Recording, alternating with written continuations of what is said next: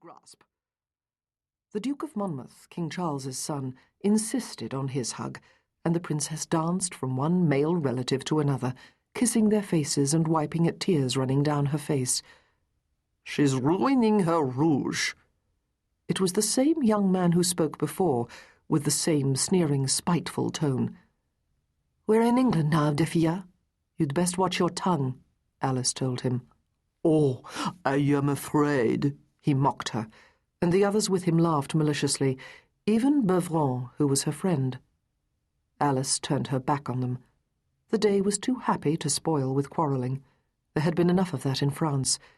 She was home at long last, about to see her best friend in the world, and the queen she so loved, and her father, and there was nothing Defia or Beuvron or any of them could say to ruin a single moment. Protocol, dear to French hearts, was being ignored. Everything was becoming very confused. The maids of honour had broken rank, lured by Monmouth's smiles, by Rupert's twinkling boisterousness, by King Charles's laughter, by the sense of froth and frivolity that seemed to have climbed right on board with him.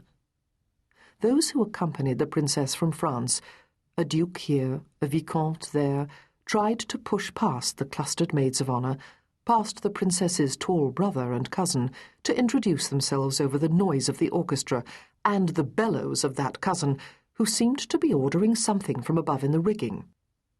He was. A great willow basket was being lowered from a pulley. Squeals from the maids of honour added to the growing melee as they rushed here and there to be out of its way. Once the basket was on deck, Prince Rupert patted it fondly, fell on one knee before his princess cousin, and made a motion for her to climb in, using his knee as step. "I'm not to go overboard in this!" Princess Henriette cried, delighted and horrified. King Charles placed her into the basket. "This is highly irregular," began the French ambassador. "Pay me a formal call to complain," said King Charles. His eyes, a rogue's eyes, swept over the maids of honour. "One beautiful woman isn't enough. My sister must have escort." Young women everywhere held their breath, dropped into giggling, graceful curtsies as his eyes touched, considered, and admired each of them. King Charles's eyes found Louise Renée de Keroualle, the most beautiful among them. Renée stepped up on Rupert's knee and over into the basket. King Charles's eyes found Alice. She had dropped as gracefully as a flower drooping. A gliding, natural grace of movement was one of her beauties. He walked over and stood before her, looking down at her bent head. "My dear Verney." "Sir." "Her Majesty has missed you dreadfully."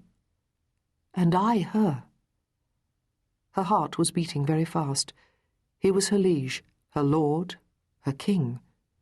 She'd known him since she was a child, and he a penniless beggar sovereign without a kingdom. This was a great and powerful moment. "Did you behave yourself in France?" "No, sir. And I am happy to say I have acquired the most beautiful gowns in the world." "The better to finally find a husband with." A child of court, her skills polished to high gloss by going to France, she met his eyes. "That was my plan, sir." "Lord Colfax was a fool. I do believe we've missed you." He held out his hand to help her rise, a signal honour. Enormously proud, Alice walked to the basket, cutting her eyes in a deliberate, provocative challenge to the group of sneering, fashionable young Frenchmen, impressed in spite of themselves. There was an immediate bustle as the king, his brother, his cousin, and his son climbed over the side of the ship and down the rope ladder to the yacht, as nimble, as quick as any man in the rigging. People from the French court ran to the ship's side. Everything was happening so fast. No one had been properly introduced. Nothing was going as planned. Other boats, yachts, wherries, rowboats bobbed like corks some distance away. Clearly those boats would bring them to shore, but they'd thought to have a reception on board, a long dinner. Speeches were planned. Suspended over the water, Alice felt her heart rise like a lark. The sun was high and bright, the wind strong. The crowd on shore waved hats and large handkerchiefs, calling, hurrahing. The sea near the shore sent in wave after wave of little white frills, as if hundreds of serving maids had dropped caps in the water to celebrate this day. At the top of the sheer cliffs, the huge fortress of Dover Castle awaited them. She could see people standing on the parapets. Flags flapped at the corner turrets. The basket lurched toward one side. Princess Henriette and Verney screamed. Goodbye to quarrelling. Goodbye to meanness. And here's to my good fortune in England, Alice thought. And she screamed herself as the basket lurched straight downward. On board the yacht, the King's lifeguards settled the basket, and one of them stepped forward to help the women out. Alice had the sensation of falling as she met his eyes. "I know you," she said. "You're Robin Saylor, aren't you?" "Richard, Lieutenant Richard Saylor at your service." He led Princess Henriette to a bench covered with cushions as the rest of the royal family stepped one by one from the ladder. Another lifeguard quickly pulled up the anchor. The Duke of York took the tiller. Monmouth unfurled the sails, and the yacht was moving away from the ship. "Mission performed admirably," said King Charles. "I didn't have to listen to a single speech." He smiled upon his sister. "As you can see, we are not as formal as King Louis." Princess Henriette leaned back against cushions, raised her face to the sun. I don't know when I've laughed so much. She spoke in French, but half the English court knew the language. So many had lived abroad during England's Civil War. "By the by, Buckingham has tried to fast himself into the shape you last saw him wearing, but in truth he resembles nothing so much as a pregnant sheep these days." The yacht had come in very fast to the shore, but it was large enough that it had to stop yards out. "I see my father. I'm certain of it," Alice said to Verney. She pointed to the group standing under a canopy with the Queen. Alice felt as if her heart were going to fly out of her chest. "And there's Barbara." She stood to wave her arms. "Barbara!" Efficiently, expertly, the lifeguards dropped the sails and the anchor, and the yacht stopped as obediently as a docile mare. A rowboat was clumsily manoeuvred close to its side. "Your carriage awaits," said King Charles to his sister. "The harbour is silted up. This is the only way I can land you without wetting you." He was over the side and into the rowboat, followed by his brother and his cousin and his son. Those who'd rowed it forward slipped into the water like seals to make room for the king and his family. From the rowboat, Monmouth, smiling, held out his arms to the princess. "I'll catch you," he told her.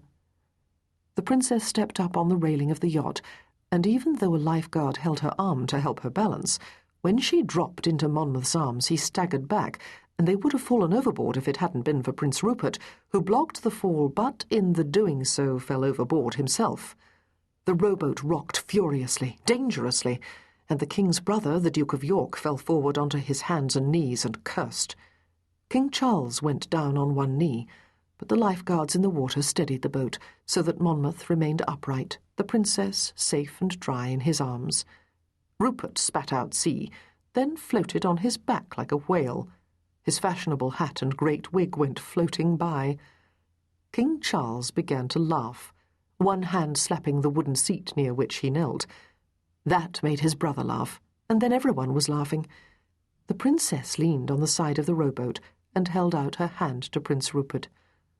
"Come, sweet cousin. The least I can do is help you aboard again." "You can't pull me in, gal. I'm as fat as Buckingham."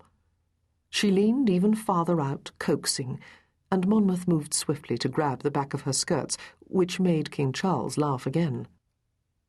Prince Rupert swam forward.